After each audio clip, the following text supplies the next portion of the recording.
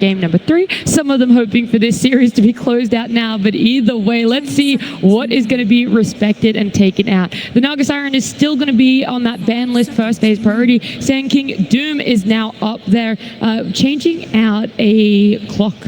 That's what was there in game number 1, and Doom has replaced it as a must ban for the side of Gaimin Gladiators. Yeah, I just wanted to say like how disrespectful it would have been just to ban all of 33's heroes thinking that he just couldn't play anything else. And then let Naga through. And just let all the other like S-tier heroes into the game. Like, sure, I think right now the 2 heroes you have to ban versus 33 is Sand King, is Doom, because those are just easy overall first picks of the game. His other heroes are more specialty. Like, you don't want to first pick a Visage, you're not going to first pick a Beast, you're not going to first pick an Enigma either. So, like, in that situation, you don't have enough bans in the second phase either. And that's kind of like why a lot of these teams look like they have small hero pools, because you don't have many bans in that second phase there, and there's just too many good heroes in Dota right now. Just you have to ban and not let into the game in that first like 7 bans. Yeah, I agree. You don't have to he doesn't have to play much else. And this lets the SD through. Banning out all these specialty heroes. You know, Lone Druid, Alchemist, these are also very targeted at Gaimin Gladiators. Duracio's heroes, of course. Even the Broodmother is a Duracio hero, depending on which point in Dota you're looking at. But the SD is the most played hero at this tournament, actually. The Broodmother is. Oh, I thought you were talking about the Alchemist. Oh, yeah. I mean, these are all classics for him. But they all are, yeah. The SD Purge against Windrun is definitely one of the strongest counters to this hero in the game. So banning out all these specialty heroes means that Gaimin gets a very nice counter pick with their first pick. I will say the Shadow Demon as well could go on the 4 or the 5. It's not locked into, hey, it's definitely going to be, it's lane pairing if they want to show a core as their next support. There is a lot more to still be unveiled here, but the Wind Ranger, more locked in here, Winter. Yeah, he's going to be most likely the carry. We've seen a couple of games where he was played as a position 4. Don't think we've really liked it that much. I think this hero is just in a very, very good role in the carry. Like he just does everything that you want, and I don't really mind picking my carry early if it's a Wind Ranger. He's very strong in the lane, doesn't really get bullied much. One of the best carries to rotate around the gate, TP to help, fight in the runes, and it's just very, very useful for the draft. And I do feel like when you are opening your heroes, it's always nice to open a hero where he's always going to be doing okay against any lane matchup. Yeah, I mean, I think that was proven last game as well. Like, the Crimson, the Aura from the Underlord, it looks good, but he's in every single team fight just destroying everyone, going different item builds. The Brooch was one of them. So, yeah, this hero is just good in every single game, and it's just, Liquid has proven time and time again, they don't want to counterpick you 1-to-1. They just want to pick the heroes that they think are good and fits their playstyle, and Wind Ranger on Mickey has been that hero staple. Okay, 33 officially has 2 more heroes that he has played in this tournament. Oh, no. It is Visage and Enigma. Do you think he'll pick one? I'm not sure. I'm more curious as to what Gaimin Gladiators are actually going to pick up. You know, the Beast band isn't a head scratcher, but the lack of support bands is. This is very abnormal for what we see in bands for our series. There's at least normally 3 supports banned out, but the only one that we can see right now is that Naga Siren. It feels like there's so many quote-unquote OP supports that other people have looked towards, just sitting there, waiting to get picked up. Too many support heroes that are really good, right? Because in this specific matchup, you're trying to blunt the enemy's playstyle. You're trying to slow their heroes down by banning the certain core heroes that build certain item, you know. So I feel like the supports are kind of getting forgotten in a way. But you kind of can't ban them all because there's just way too many of them. So it's much better, in my opinion, to remove the cores that could allow the whole lineup to work. And they got to go for the DK again, which is still like a very, very good hero. Like, and the pairing with the SD, I think we've brought this up before with the Disseminate with the DK. Before the DK goes in, you put it on the DK. DK is just going to be doing a lot of AoE spread damage in a team fight. I think this is a good DK pick. You could argue that they lost with it last game and that it didn't look so good in some of the fights, but that was because he was being doomed. I think without the Doom, Quinn was looking extremely good on the DK. He won the lane. He was doing a lot of damage in the fights when he wasn't getting doomed.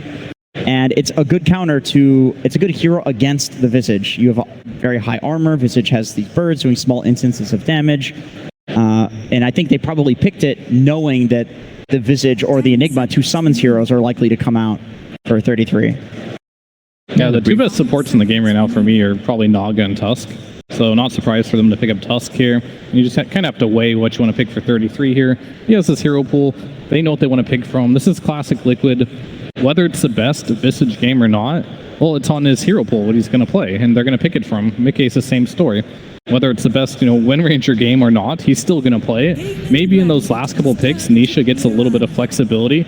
I do like the DK a lot too, but however, I want to see it to be defaulted to carry, not to any other position, because I kind of saw in that last game, the DK didn't do much damage, and that's just kind of like the problem with the DK mid. You don't scale into the point where you're a big threat, but when you do play it in the carry position, you focus on getting like these datalysis and you're getting the farm. This hero's when it looks the best.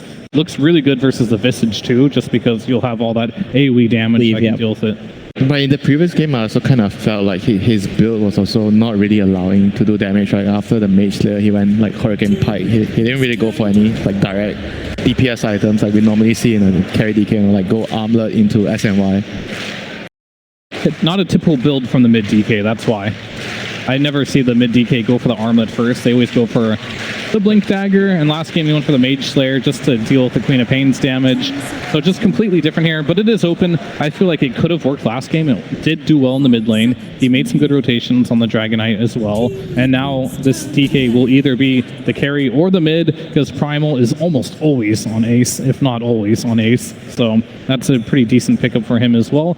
Buys a Blade Mill. It can interrupt the Wind Ranger when she presses BKB and goes in with the Whirlwind. Clockwork is the secondary support they're going to pick up. Very similar to what Tusk does, so they're both their side laners. They're going to do that range plus melee combination. I mean, the Clock is, I think, mostly a response to the Primal. One of the better counters against Primal. You can block him when he's charging in with the Cogs. You can stop the Pulverize with Hookshot. It's just a very, very useful hero against Primal throughout the game. It's also good against SD, and when you're playing against SD, you want one of your supports to be able to target him right away in a team fight. To ban.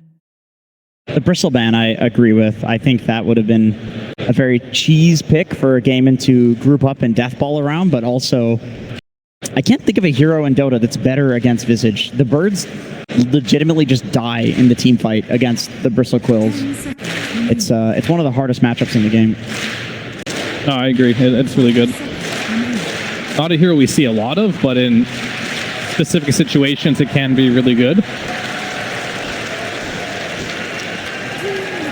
I can never tell if the crowd is cheering for a pick or if they're cheering for themselves being on screen right there. Maybe a little bit of both. Some people just like to cheer, I respect it. Is that you, Jenkins?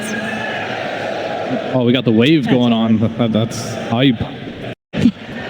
All right, last pick here. Liquid, they need a mid laner. Same situation as last game. They don't know if DK is going mid. Nisha, no matter what, will be getting counterpicked, but Nisha's been so good this tournament when getting counterpicked. It seems like a good Timber game, right? But you don't know your matchup. That's like the only thing with the hero right now. Yeah, I mean, I agree the Timber looks good, but Nisha's looked really good on these pucks and Queen of Pains, these type of heroes where he just plays the map so well with them. That even if he loses his lane, he somehow always finds a way to get farm and have impact in the game. Yeah, Puck would definitely be an interesting one here, because on one hand, I do feel like, there's the DK stun into Marana arrow. There's like good disable for the Puck, but there's also Drinking Buddies, which is going to be able to pull the Puck out of any sort of like single target. This is why I think the Tusk is such an excellent pick here. Gaimin has a lot of like easy to execute stun combos, but Drinking Buddies will disrupt a lot of that. And if you go Puck, they're going Puck. I mean, if you go Puck, the DK just goes mid, right? And you pick another carry. But I don't think they care. Like, Nisha's lost his lane like every single game this tournament, and he just owns somehow. Somehow he just gets owned in lane and just goes beyond godlike by the end of the game. And like at this point, I'm not even using my brain anymore. Be like, what's the best possible pick? I'm thinking, what's the best possible pick just for Nisha, regardless of anything else? Because he's proven that even if he gets owned in lane, he'll find his way back into the game and deliver. Yeah, this time around, Liquid has a very, very fast draft, with the Visage, Puck. And those heroes don't really need a lot of items. They just need a couple of levels. And Wind Ranger is the one that also doesn't really mind, joining the early fights. Even if Wind Ranger is not ready with her items, if Visage and Puck are strong, she can come to the fights. And looking at what Gaimin has, they kind of don't really have much to fight in the early game outside this Primal, So they need something that can actually hold their whole draft together right now. Something that can maybe deal with the early aggression from Liquid here. I mean, if they put the DK mid, it means they're going to try to win the lanes, and hopefully by winning the lanes, slow down Liquid. Because this puck is going to be very, very annoying to deal with SD and Mirana. You don't really have the right tools to kind of lock the puck down. I'm noticing that Monkey King is still in the pool. I see the reserve time is ticking down, so we are going to get our answer very soon as to where they want to put it. Okay, mid DK then. Yeah, because they're going to make that shift for themselves. Is it exactly what you were just talking about, Winter, enough to starve off Liquid's early game? I'm not so sure though, because Muerta is a very, very, very slow hero, and with this switch up, they are kind of gambling on the fact that the DK would win the lane hard enough that would buy enough time for the Muerta to come online. And I'm not so sure if I like that after seeing, like Fia mentioned, Nisha always loses his lane, but he still is going to be able to find a way to come back into the game and be very useful with the lineup. They have a very scary timing with the Puck, Visage, landing their spells and destroying everyone. And if you don't have time to farm as Muerta, you can never come to the fight. Fear, as a Muerta enjoyer, you said she's your favorite hero the other day. How is the Wind Ranger Muerta matchup in Dota right now? I mean, I think Muerta does well versus Wind Ranger because you can deal with that, but at the same time, you also don't like playing versus Wind Ranger because you can't really hit the Wind Ranger. They both evade. Yeah, they do. But I will say, like, this draft that Gaimin Gladiators has concocted looks like a 40-plus minute draft to me to come online for the Muerta to get strong. And Gaimin haven't won a game past 40 minutes yet this tournament here, so they're really shifting their style up. This isn't the Aurora type of strategy we usually see them play to dominate and play for the mid-game timing. They're playing more for late game here. I'm worried that Liquid has them a little shook. Okay, well, it feels like 2 for the side of Liquid. Jenkins, do you want to give some hope to the Gaimin fans for this draft? They do have hard heroes to run into, I will say. DK, Primal, there isn't a Doom to kill these heroes in the game. If they can have these solid lanes and transition it to a good early game, then they're going to be fine. They'll go to late game. Okay, we'll see if Gaimin Gladiators are able to go to late game. But first, we're going to head on downstage to Tsunami.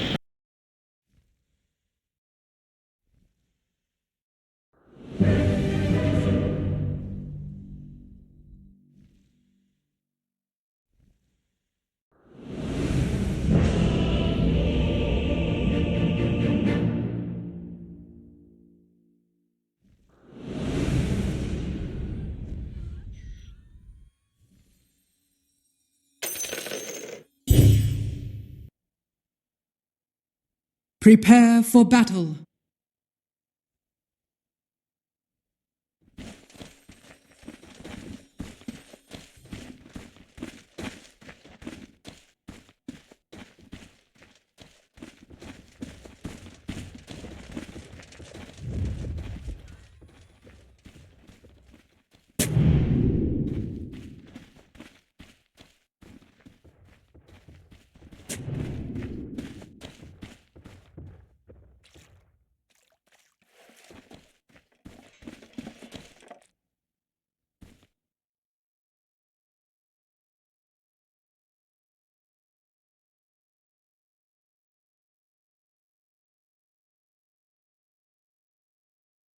Thank you so much, Tsunami and Royal Arena. Y'all look beautiful out there doing the wave earlier. Lyrical here, subbing in for Suns fans, a little bit under the weather. But I do have somebody with me as well that can translate everything that was just said. Cinderin, what did that interview say? Yeah, it's interesting to get a second job that you weren't hired for out of nowhere. Well, effectively, he said that the Muerta versus Wind Ranger matchup is interesting because Muerta can, you know, avoid Wind Ranger's whirlwind when she's using it because you turn into the ghost form with your Pierce the Veil. And then before that, he said, well, the reason our starts to the tournaments early on can go a little bit poorly is that maybe we have a player, he didn't name any names specifically, but he was like, we have one player who sometimes struggles to take scrims seriously, but then when it really counts, we really pull it together and bring our A game. So maybe that's why some of the earlier stages of tournaments aren't going so well. But yeah, I mean, this is a clutch team, right? When it's crunch time, they just get it done most of the time. And well, now it really is crunch time because you're down 0-1. Your first game did not go according to plan. And as the panel pointed out, this is a rather unusual Gaimin Gladiators approach to a draft in this tournament. So I think it will be really inspiring to see if they start playing slower and win a late game Right. dare I say. But Liquid have some of their absolute ace heroes here. 33 on the Visage. They've got the Windranger again. Nisha's Puck has been ridiculous this tournament as well. As the crowd appreciating your voice line yet again, hearing that one going out. No, I agree with you. The Nisha Puck has looked so good, and that is going to be the interesting thing to watch. Has it been a situation where now Gaimin are willing to take up and change their style a little bit, or have they been fully pressured into it? We're just going to wait for the outcome, and then we'll draw deductions from there, because that's how that works. But regardless, you can't be wrong if you let things happen first and then say, that's what I was saying. Yeah, that's what I meant all along. Absolutely. Yeah, but we'll keep our eyes across all of these various different lanes. And that's the thing, too, is like everybody, when they think of Gaimin Gladiators, they're thinking about all of these big Aura heroes making moves around the map. Ace playing on this Primal Beast. I'm curious to see what he goes for on this one, because he oftentimes is that engine that this entire rest of the draft just sort of plays around. How do you think he's going to play this game? First of all, I want to say, make no mistake, this is one of his best heroes. We just haven't seen Gaimin play that style very much. But there have been games earlier I want to say earlier this year, and especially last year, where he was totally carrying on Primal Beast. And it wasn't necessarily taking an Aura approach. It was the traditional BKB Ags, be in the middle of fights, do tons of damage, and tank the whole world with a Shiva. Could be what they're angling for here, that they feel like, all right, well, our Aura strategy didn't really work against Liquid, so now instead we're going to pick heroes that team fight better, and then we're going to itemize around it in a different fashion with probably more focus on BKBs rather than the other Auras. But let's see how the early laning stage goes first, and what luxury you have the options of buying. I mean, so far so good, especially in mid. Quinn absolutely handing it to Nisha here, 12-7 against the 5-2 on Puck. So this, dare I say, is going worse for Nisha than it did against Sniper the other day, very early on.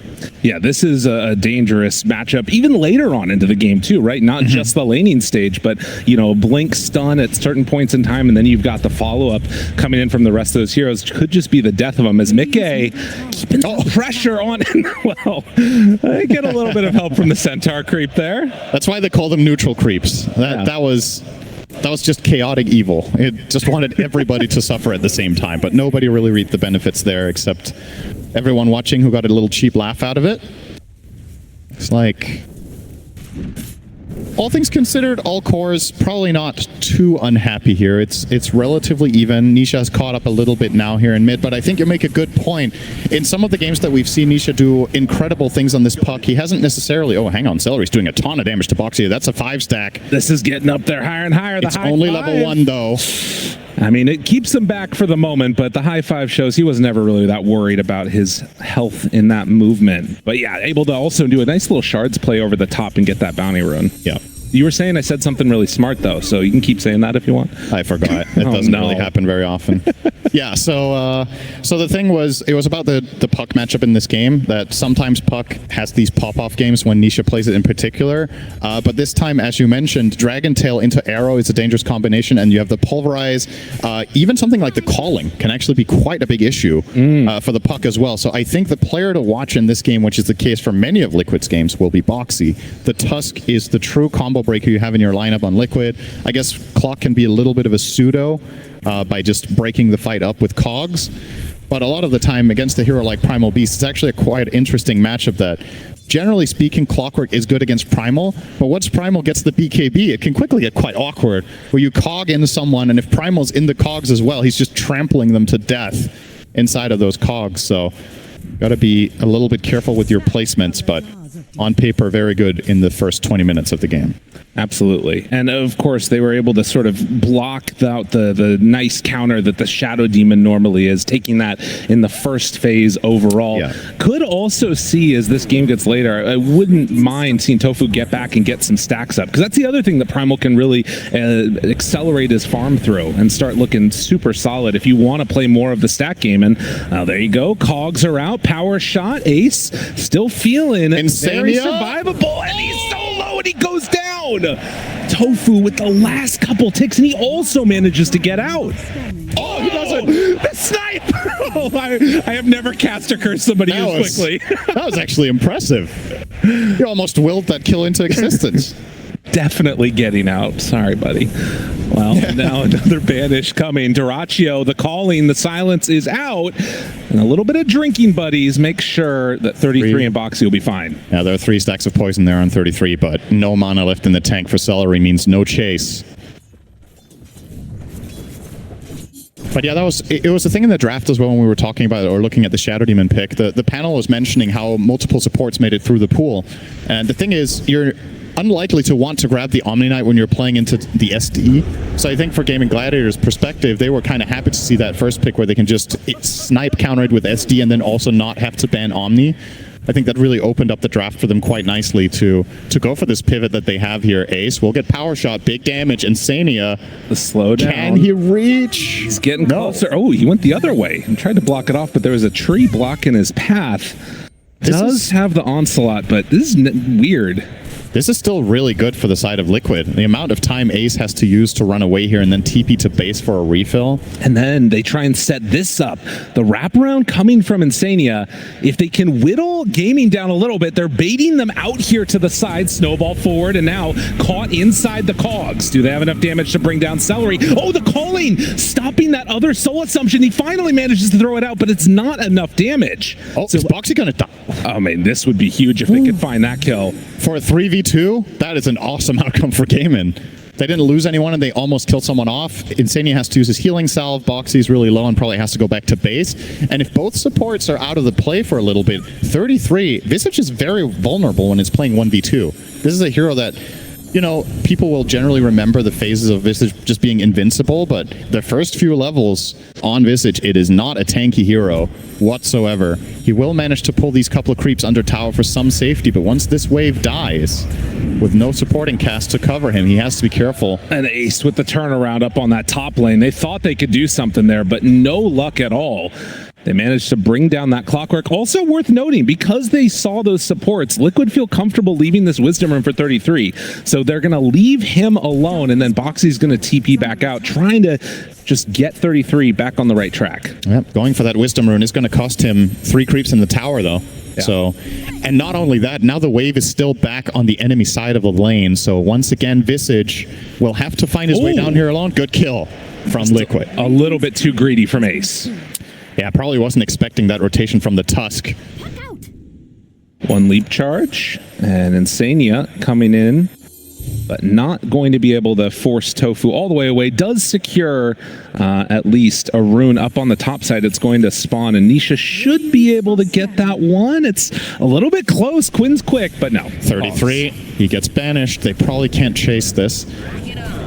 Can chase Tofu, though. Right. And Tofu in trouble. Now the turn, Boxy! Bit off more than he could chew. Nisha's trying to get out with the Ace rotation. It looks like they're going to turn their sights onto Insania. 33 actually TP's into this. And now they're making the move onto Quinn, keeping him out of tower range. The TP is coming in from Shadow Demon. This is not going to be an easy kill. And in fact, after baiting the TP, now Liquid are going to be the ones that back on out. 33, another round of Soul Assumption, can take down Celery. Yes, it is enough damage. So they lose both of those supports, and now they're bringing even more in. Mickey shows up. Now they take down Ace. Liquid bringing so many numbers, and the one hero that didn't end up making the swell move. Oh, the arrow, it comes in. Never mind, Nisha's dead too. Bro, what's happening? Yeah, there's like 9 heroes mid. Yeah, this is pretty crazy. So this is actually kind of a cascading effect of 33 having to leave bottom. The reason this turns out this way is 33 gave up. The wave was in such a bad placement down bottom against the SD Muerta, and he had no supporting cast there, so he had to leave. So he just started going mid to find some sort of impact, and it turned into this huge fight. Now he's going to die for it too. Another move underneath the tower. Gaimin Gladiators, not used to being down 1-0 in a series, but they're fighting back good in this one.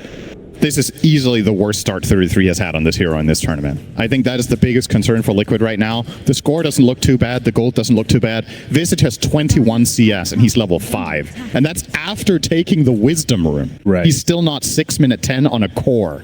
So really unheard of here for Liquid. He's now finally going to get his 10 by TPing down here and getting that flag bearer last hit. So he will be online. But if they manage to find him again here, that would be a total travesty.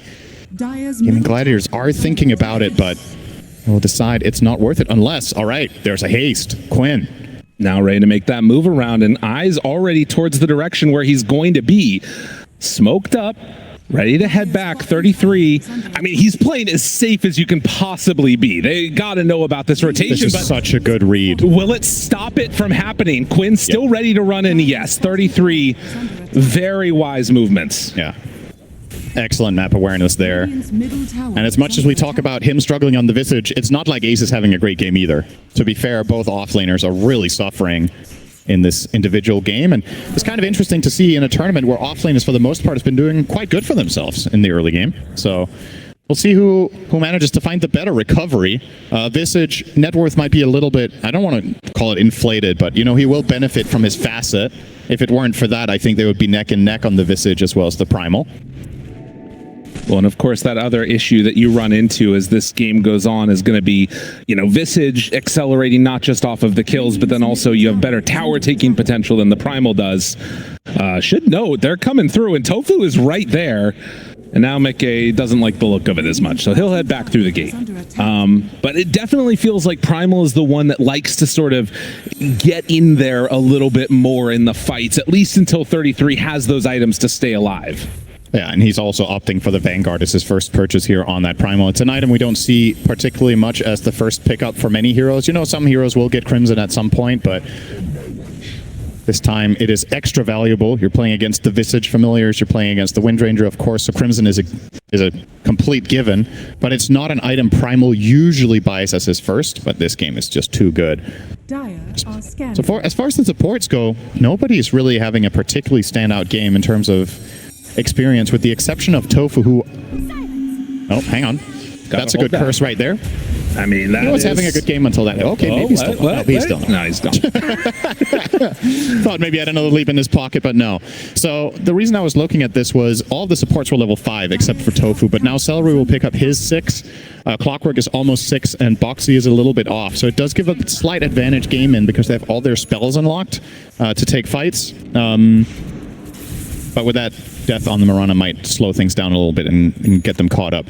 Tofu in the last game on Mirana was having very little farm. This might have been something they talked about post-game, that they want to build up the Mirana a little bit more than they did. Right. And this time around already, he has half the farm that he did last game at 35 minutes. He has it minute 12 in terms of raw CS. And that will, of course, reward him the earlier level 6. Let's see if this move is going to be successful for Gaimin. They're scanning right now on the gate to see if Windranger went through. They're also going to bring the Shadow Demon through this one.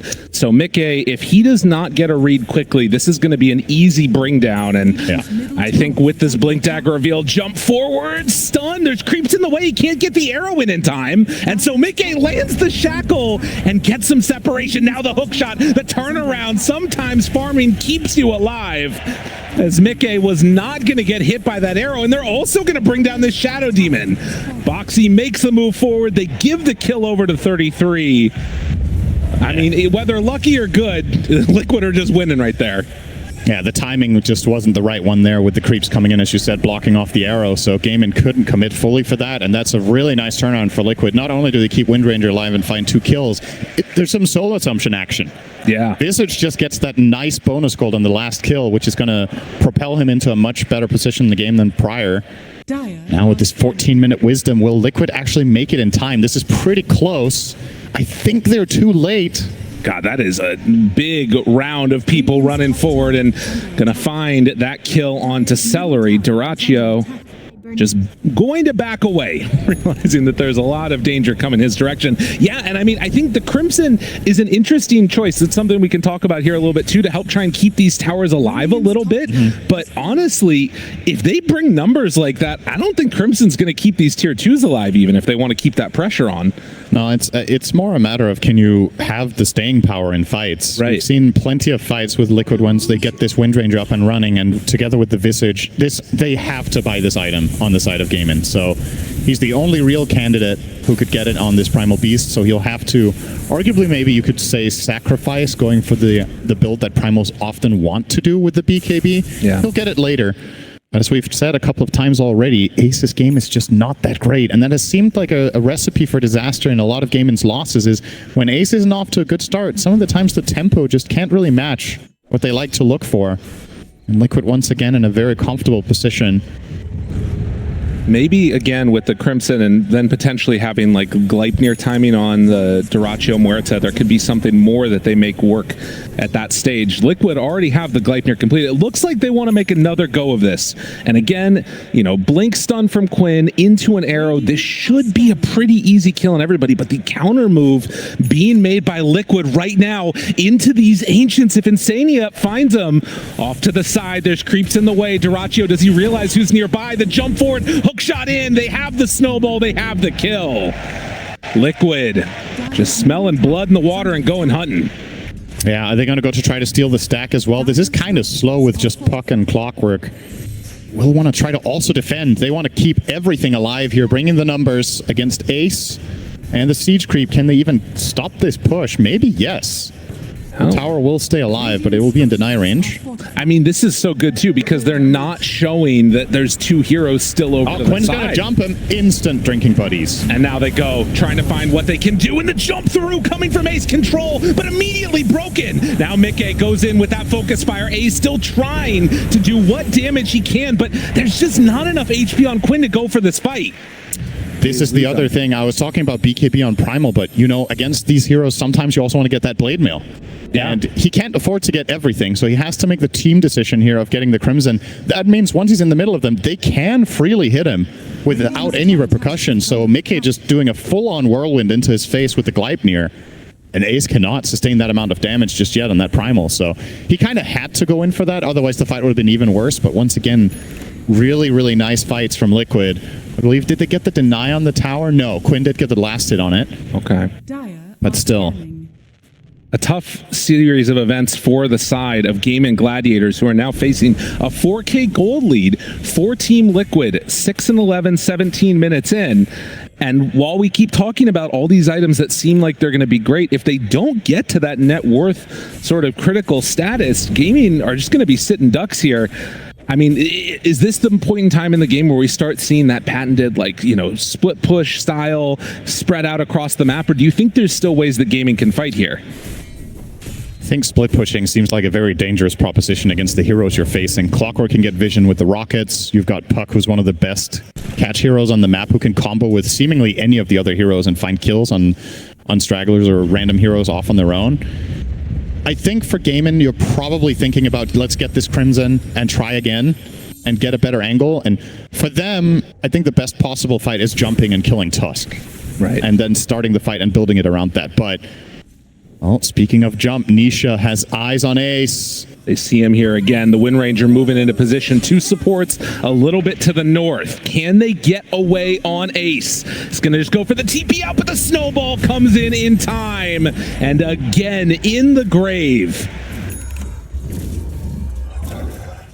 And in fact, it's the Visage that finishes the Crimson Guard first. He's now ahead of every Radiant hero. Can you believe it?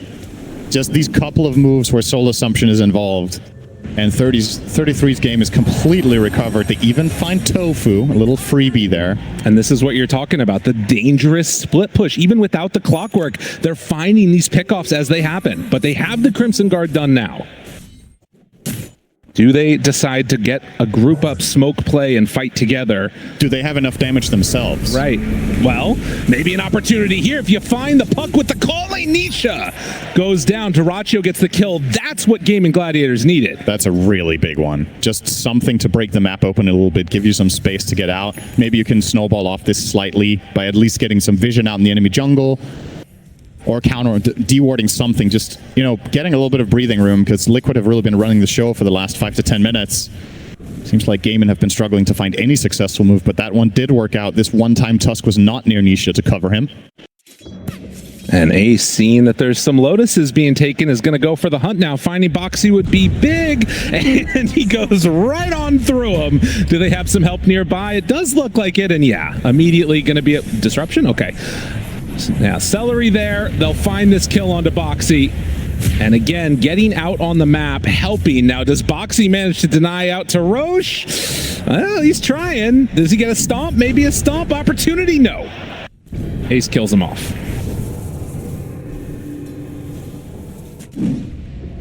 Couple of kills found for Gaimin now. Mickey is still farming up an absolute storm on this Wind Ranger. Level 16, almost has BKB. Another Dragon Tail. And the This is a calling. tough one. Not going to happen. No chance, and Nisha now shows back up. They're moving in. Power shot, not quite enough. Disruption. Ace moves forward. Crimson Guard mitigating a lot of this damage. Trying to find anybody to jump onto. Dyrachyo trying to stand tall here too, but the magic damage coming through is just a little bit too much in the hit forward.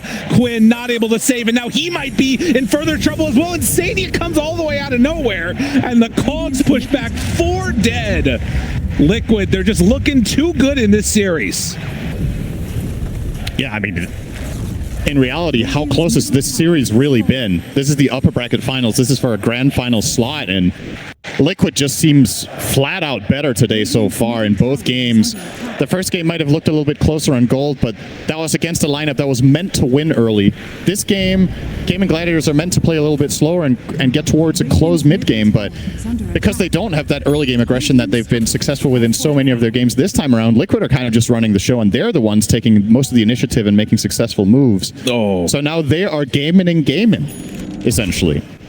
And what is their backup plan on their side?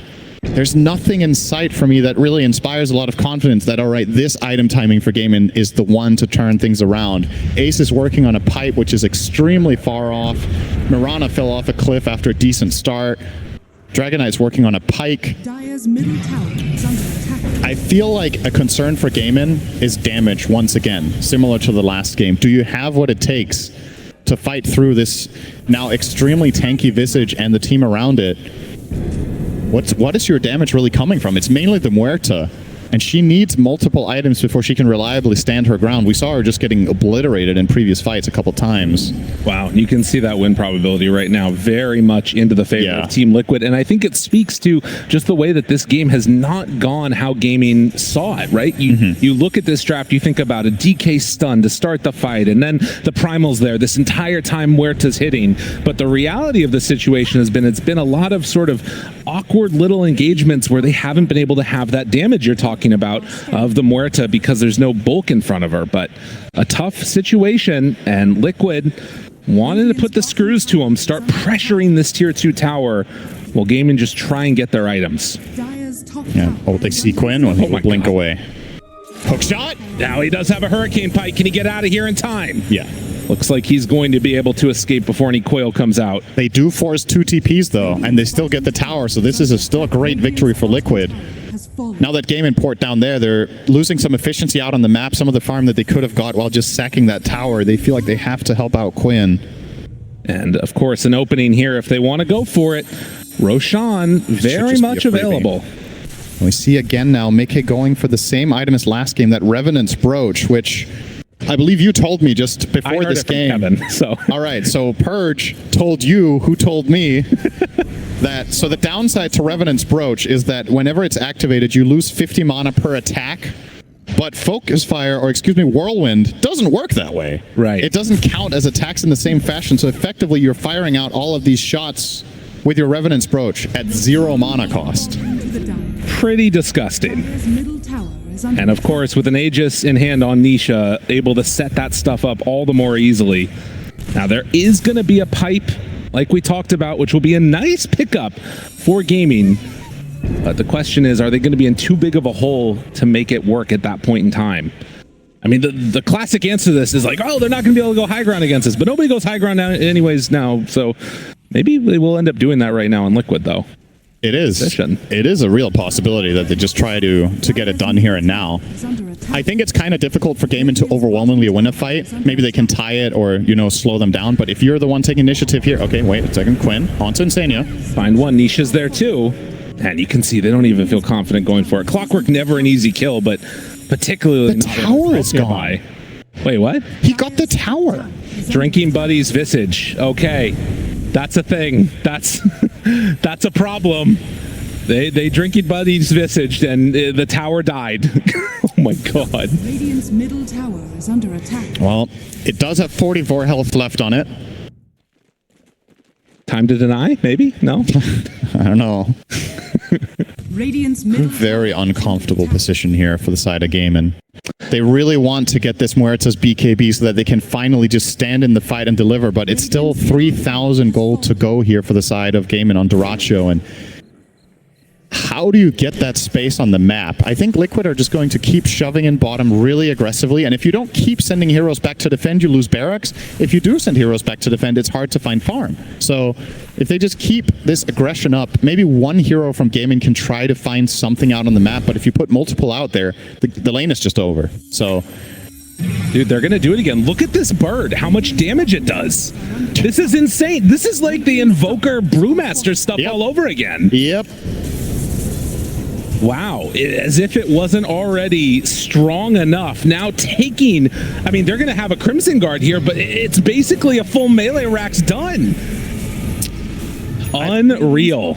I don't really have familiars on my list of personal drinking buddies, but apparently they're great when you want to have a party. You just bring these birds and get the job done. All right, melee Rex down, no defense from the side of Gaimin. And once again, I'm looking toward Duracho to somehow salvage this game for Gaimin if they want to have any hope. The pipe from Ace is up somewhat soon. And that is a big deal for mitigating a lot of that damage coming out from the Liquid side. Puck as well as Windranger, largely magic damage.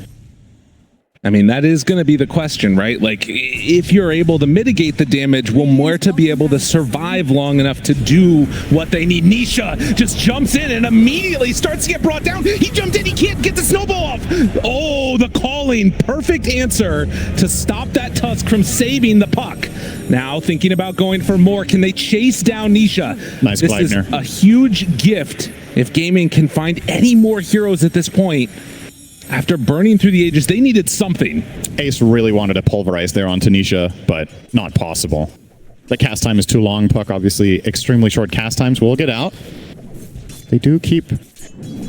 I mean, under these circumstances, this is already a really good result. Because that was a situation where Liquid, with one more good fight, probably just end the game. So they buy themselves some time, and this effectively will buy them at least one item. The pipe will be completed for the next fight. Mirana's BKB will be completed for the next fight.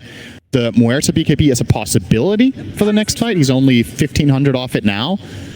So that one mistake, if you want to call it that, from Liquid, opens the door a little bit. They're still in a very, very good position, make no mistake, but it does feel like the types of fights that they've handily won the last 10 minutes are not going to be as guaranteed. Right. When a couple of items come out on game, and obviously they're still extremely favored, as you can see on the win probability, but a lot of the time that 10% really comes down to, do you have the right items to take the 10% fight or not?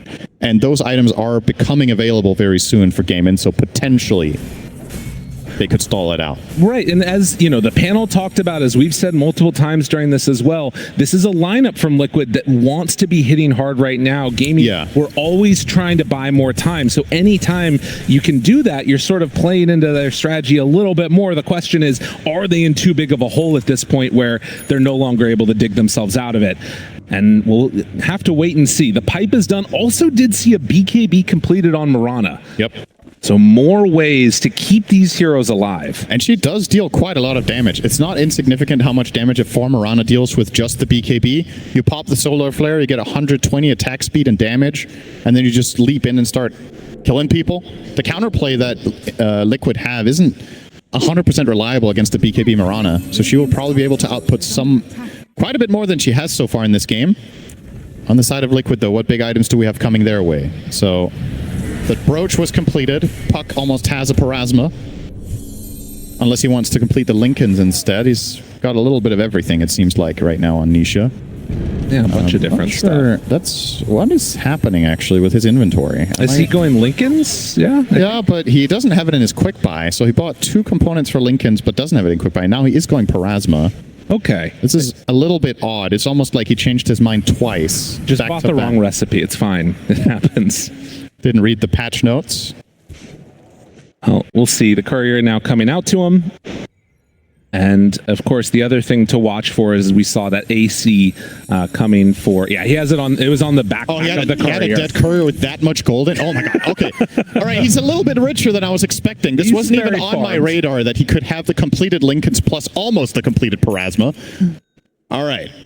That is very good news for Liquid. That is so much better than I was thinking. I mean, he is farmed, but, man... Witchblade, Parasma, Blink, as well as Lincolns will be completed in just a moment here now, 30 minutes in for Nisha with that dead courier respawning. I mean, yeah, this is the scary thing, right? You're getting Crimsons, you're getting ACs and all that stuff, but you've got a Revenant's Brooch, you got Parasma. This is a magic damage lineup, and all you got is the pipe. There it is. This is a lot. This is a sick upgrade with how much... If you think of the last fight that just played out, Nisha just got 2 major items leading into the next one. So, yeah, definitely keep a lookout for the puck to ramp up heavily in the coming fights. DKB from Huerta too, but of course that blink stun from DK won't factor in anymore, but they get the jump on him instead. Misses on the hook shot, and Dyrachyo standing tall. Now Nisha steps forward, knows that there's not much that can kill him. Do they have anything else that they want to throw out right now? There's the shackle shot. They need to keep that Muerta alive. Quinn trying to block the damage, but it's not going to happen. Muerta's gone. Ace does not have what it takes to take down the rest of Liquid. They are way too strong, and they bought out for this fight. No buybacks, 4 dead. Liquid, they're ready, they're moving. This game is over. It's just over. Unreal. Well, everybody gets their items, and Liquid say, we're better. Can they do this now? The snowball onto the creeps. They're going to try and end this game right here and right now. Liquid taking the tier 4 tower down, has to jump away on Tofu. Arrows going down, but look at the Drinking Buddy Visage Birds. They're dropping so quickly. Tier 4s are gone. They're not even going to get to respawn. Team Liquid closing this one out. GG. Wow.